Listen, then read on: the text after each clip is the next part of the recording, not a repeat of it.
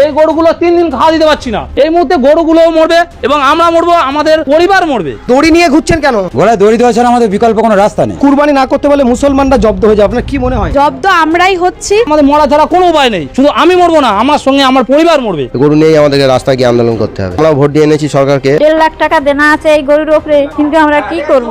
আমরা শিক্ষিত ছেলে, সরকার একটা চাকরি দিতে পারছে না, কিন্তু আমাদের পেটে লাথি মারছে সরকার। সরকার যদি না দেনার দায় নেয় তাহলে আমাদের গলায় দড়ি দিতে হবে, বিষ খেতে হবে বা আত্মহত্যা করতে হবে। যেরকম সারদায় হয়েছে, কত লোক মারা গিয়েছে, তাহলে এও তো সেরকম পরিস্থিতি পড়ে গেছে। গরু বিক্রি না হলে আমাদের না খেয়ে মরতে হবে। আমরা কি করব? নবান্ন নিয়ে যেতে হবে, তাহলে সেখানে গিয়ে ঈদের ঠিক আগ মুহূর্তে পশ্চিমবঙ্গে গরুর মাংস কেনা বেচা এবং জবাইয়ের ওপর এক ধরনের অলিখিত নিষেধাজ্ঞা নেমে এসেছে।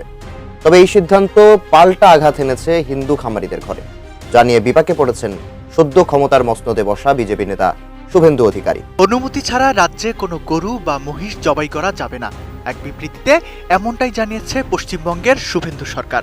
শুধু তাই নয়, জবাই করতে হলে সেই গবাদি পশুর বয়স হতে হবে কমপক্ষে 14 বছর। এই আইন বাস্তবায়নে অতি উৎসাহী হয়ে রাস্তায় নেমে পড়েছেন বিজেপির নবনির্বাচিত বিধায়করা। পশ্চিমবঙ্গে শুধুমাত্র কোরবানির ঈদকে লক্ষ্য করে বিপুল অর্থ ও শ্রম বিনিয়োগ করে গরু মোটাতাজা করেন হিন্দু সম্প্রদায়ের হাজার হাজার খামারি ও ব্যবসায়ী। কিন্তু মুসলিম ক্রেতারা বাজার থেকে একযোগে মুখ ফিরিয়ে নেয় সেই বিপুল যত্নে বড় করা গরুগুলো এখন গোয়ালেই অবিকৃত পড়ে আছে।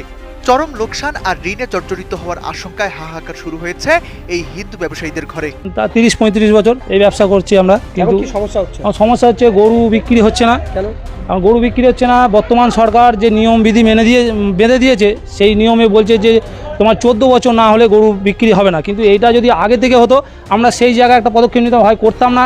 আমরা শিক্ষিত ছেলে, আমরা পড়াশুনো জানি, কিন্তু সরকার একটা চাকরি দিতে পারছে না। সরকার একটা চাকরি দিতে পারছে না, কিন্তু আমাদের পেটের ভাত মেরে দিচ্ছে।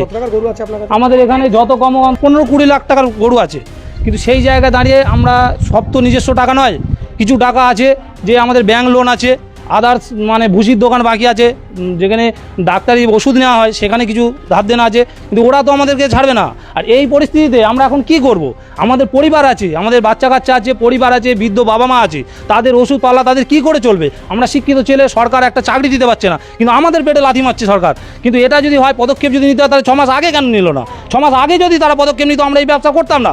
এই ব্যবসা যারা করে না তারা কি খায় না? কিন্তু এক্ষুনি এই পরিস্থিতিতে সরকার কি পদক্ষেপ নিতে চায়? তাহলে এছাড়া আমাদের মরা ছাড়া কোনো উপায় নেই, শুধু আমি মরবো না, আমার সঙ্গে আমার পরিবার মরবে। আমার পরিবার মরবে। তাহলে এখন সরকার কি বলতে চাইছে? যে আমরা এই ব্যবসা ছেড়ে দেবো?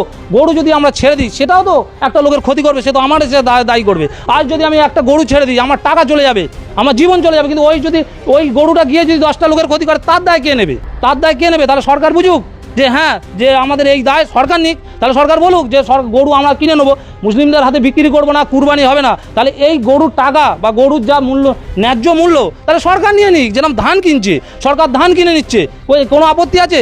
বাইরে তারা বিক্রি করছে না, সরকার কিনে নিচ্ছে। তাহলে সরকার বলুক যে আমরা এই যে জিনিসটা আমরা চালু করেছি এই কদিনের ভেতরে, এটা তো আমাদের দীর্ঘদিন ধরে করে আসতে, এটা আজকে বললাম কালকে তৈরি হয়ে যাবে না। এটা আমাদের 6 মাস 1 বছর আগে থেকে মালটাকে তৈরি করতে হয়, হাজার হাজার টাকা দেনদার করতে হয়। সব টাকা নিজস্ব নয়, কিছু টাকা ব্যাংক লোন থাকে, কিছু অবশ্য প্রচুর টাকা গোল্ড লোন আছে আমাদের। সেই সব জায়গাগুলো আমরা কি করব বলুক ওরা? এই যে টাকা, তাহলে সরকার দায়িত্ব নিক। সরকার দায়িত্ব নিয়ে বলুক যে আমাদের এই গরু বাছুরগুলো আমরা নিয়ে নেবো, ন্যায্য মূল্যে নিয়ে নেবো, আমরা মুসলিমদের কাছে বেচবো না। তারা নিয়ে তারা কি করবে তারা বুঝুক।